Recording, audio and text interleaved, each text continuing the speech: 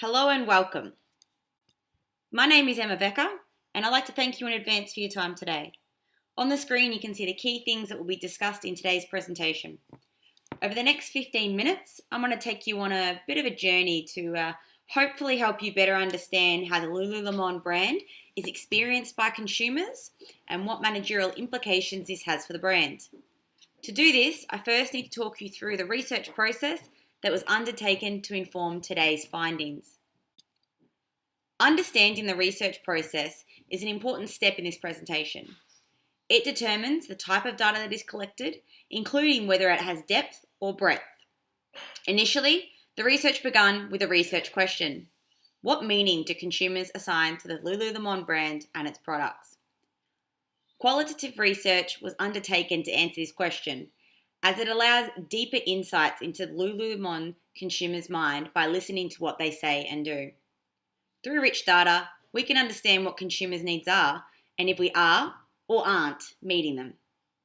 Then with this information, we can leverage it to build brand equity. So, to prepare for today, I tasked myself with the challenge of collating a pool of sentiment data publicly shared by consumers on Lululemon social media channels. I decided to focus specifically on the sentiment shared on the Facebook and Instagram channels, as these channels are exclusively focused to the Australian and New Zealand market. The Lululemon Twitter, YouTube, Pinterest channels are all global. The second stage of my research involved semi-structured interviews with 4 Australian Lululemon consumers. These were conducted over Facebook Messenger. The purpose of these were to validate or discredit themes identified from the online consumer community. This means that all sentiment discussed in today's presentation is relevant to the Australian consumer's experience with the brand. Further, that the recommendations made today are focused around building brand equity with the Australian consumer market. But who are the Lululemon consumers? I'd like to spend a quick moment telling you a bit more about the group of consumers that were included in this study. Broadly speaking, Lululemon consumers are active middle-class men and women aged between 18 to 35. However, the active and willing to engage with the brand online consumer group are predominantly female. Majority of the sentiment collected is based on female consumer feedback.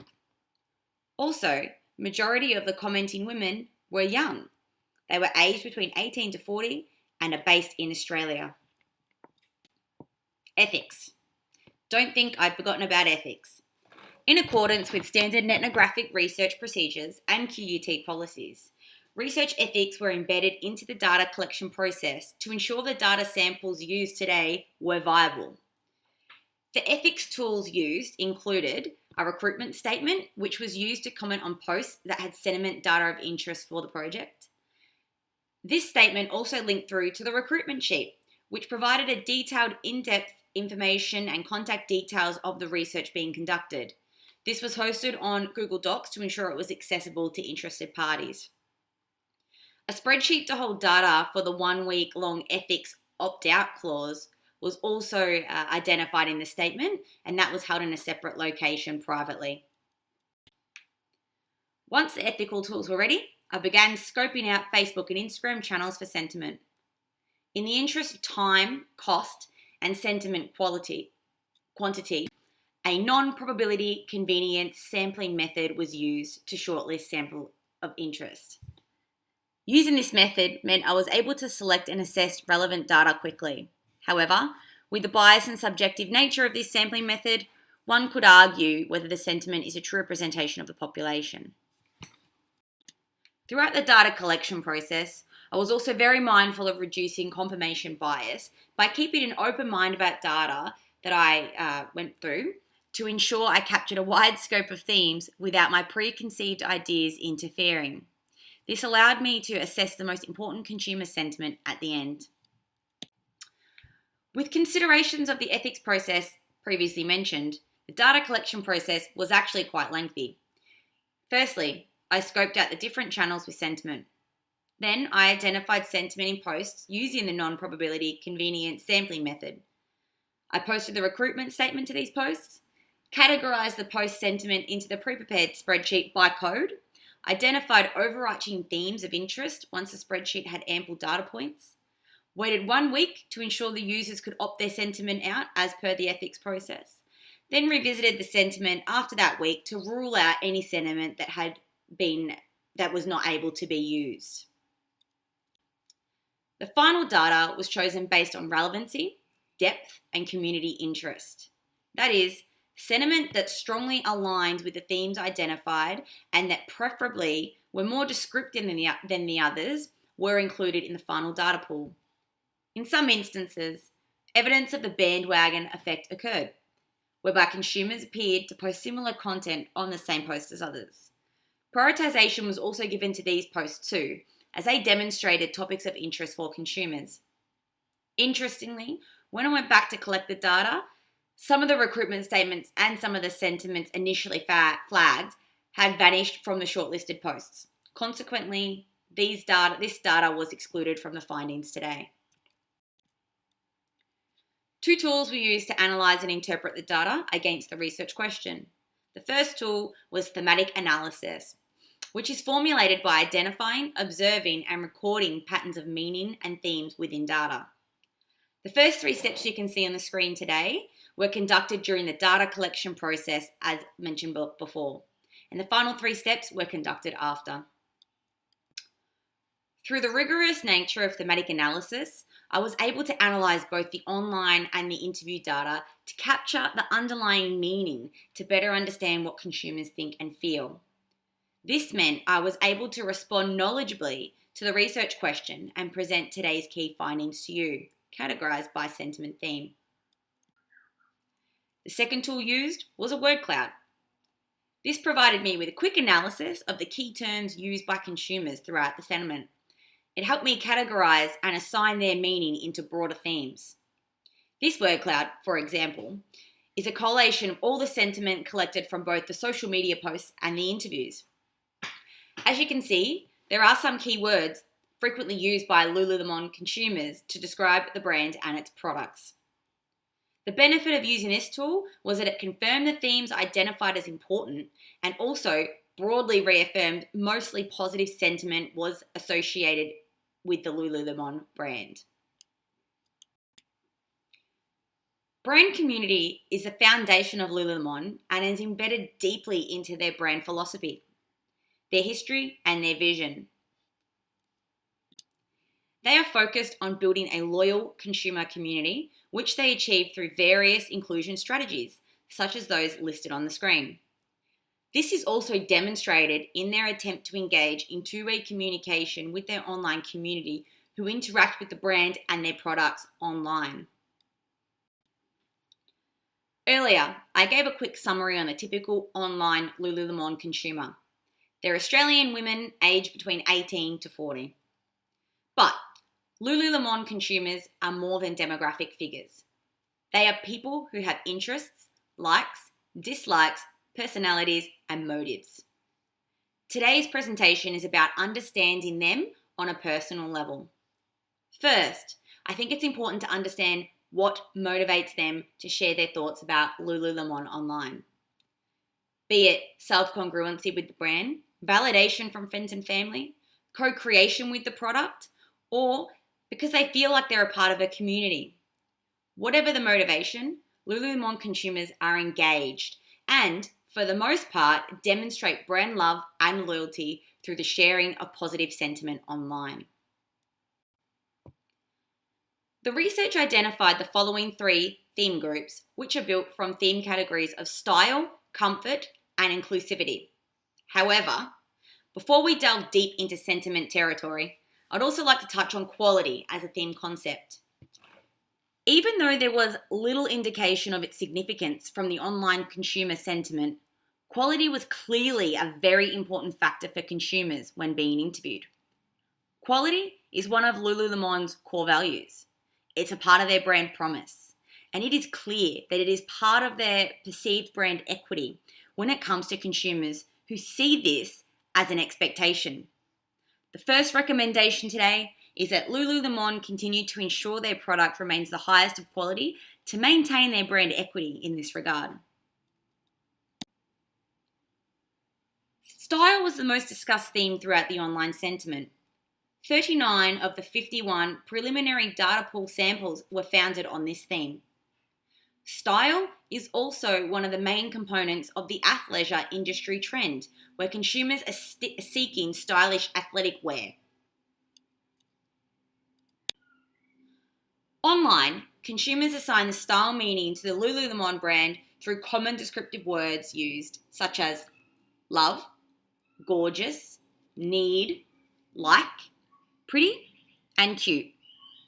As you can see, there was no one way these words were used.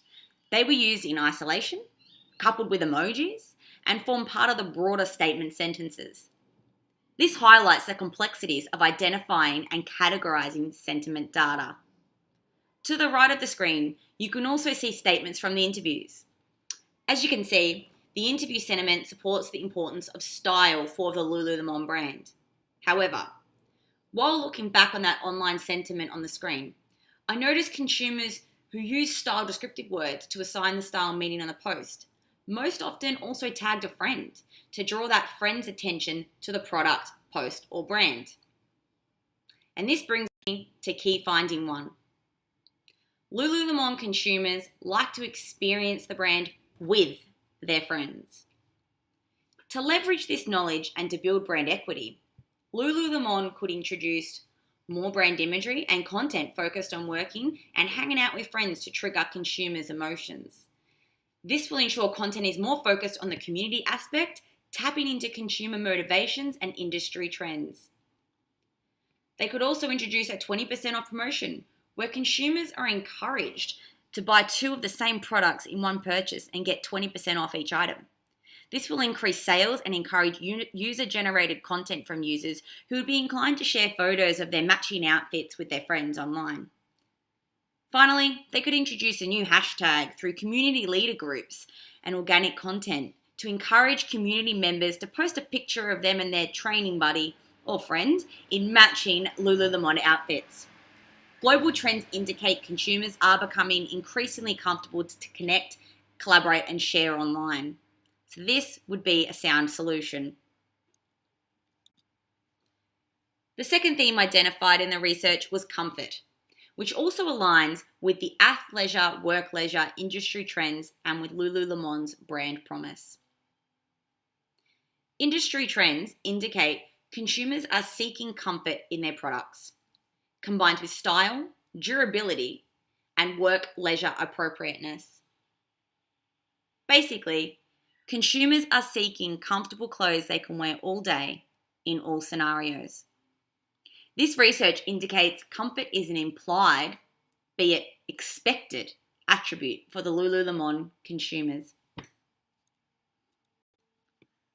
Comfort was a salient top-of-mind attribute when consumers were questioned about the Lululemon brand in the interviews, giving insight into the consumer's brand perceptions. In the preliminary data pool of sentiment collected, only 12 of the 51 sentiment pieces were founded on the comfort theme. While this might seem minimal compared to the style theme, the sentiment collected from the interviews affirms its importance to consumers. As you can see in the sentiment, consumers can often be very descriptive and incorporate words other than comfortable, comfy, or comfort to apply their meaning. At the top of the page, you can also see that Lululemon are also not overly clear in their communication about comfort either. For both stakeholders, products are most often implied as comfortable in their sentiment, with little explicit reference to the word comfort in their posts. Interpreting the implied meanings within this data is challenging for a marketer, let alone potential consumers and how they interpret and apply their own meaning to this sentiment. This brings me to the second key finding and implication for the Lululemon brand. Lululemon is not consistent in their online engagement, missing opportunities to grow brand equity. Why is this important? Consistent messaging is key to a brand success. If Lululemon continue to drive their USPs, such as comfort, in their content strategy, it will reinforce their market position and consequently strengthen their brand by building trust and loyalty with consumers. From a managerial perspective, Lululemon could simply address this by using relatable and simple terminology to connect with consumers when talking about comfort. For example, they could increase the frequency they use words like comfort, comfortable, or comfy in their captions to subconsciously encourage consumers to use similar terminology too. They could also engage in two-way communication with all consumer posts in a bid to encourage them to provide a bit more clarity on what they love most about the product. In this instant, it's total comfort. They could do this simply by asking the consumer questions like, "We love them too at XYZ. What do you love most about them?" This would entice consumers to provide a bit more in-depth insight into their sentiment origins. The third and final theme to be discussed today is inclusivity. 9 of the 51 pieces of preliminary sentiment data collected were founded on inclusivity. For Lululemon consumers, inclusivity means products that suit and fit all body shapes and sizes, models that are used to represent a range of nationalities and body shapes, accurate size representation that fit the women who normally wear that size, and optional prints for men as well as women. For the purpose of today, we'll narrow it down and focus on size-inclusive activewear. Size-inclusive activewear is trending in the athleisure space. While Lululemon seem to be applauded for their inclusiveness efforts on Facebook, as you can see on the left, Instagram consumers, to the right, beg to differ. With industry trends suggesting the market is demanding size-inclusive activewear, it is important Lululemon cater to consumers of all sizes to demonstrate their openness and inclusivity. Negative sentiment on this topic will likely lead to negative impacts on the community's perceptions of Lululemon and reduce their brand equity. Previously, Lululemon have been accused of openly discriminating against larger sized people, and there is no evidence to suggest that they are committed to size inclusiveness when it comes to product ranges or models. I find this very interesting considering their stance on their commitment to their community. Some would argue a non-inclusive approach goes directly against their brand community proposition. Which brings me to the third and final managerial implication. Lululemon consumers want to feel included. Inclusiveness might not be a current focus for the brand, but consumer sentiment suggests this is an opportunity area and one that Lululemon should address in the future if they want to continue to build brand equity. Size inclusiveness activewear is trending, and it's important for brands to demonstrate their openness by catering to consumers of all shapes and sizes. In a consumer-empowered world, it's essential Lululemon listens to their market's needs so they don't get left behind. From a managerial perspective, Lululemon could adjust the sizing model they currently use to suit Australian sizing, so there's an accurate representation of all sizes for Australian consumers to refer to. They could widen their product range to include larger sizes to fit all women of all shapes and sizes. They could also make more effort to model women with varying body shapes and sizes in all of their marketing communication to positively influence attitudes towards plus-size women. Today, we've discussed how consumers experience and assign meaning to the Lululemon brand. We've learned consumers assign quality, inclusiveness, comfort, and style to the brand. We've learned these attributes are the brand's equity and what consumers value about the brand. With the Lululemon brand community being integral to its success, longevity, and profitability, it will be wise for the brand to ensure they listen to their consumers' needs and adjust their offerings wherever feasible. This will ensure they continue to grow brand equity and be perceived as industry leaders within their community.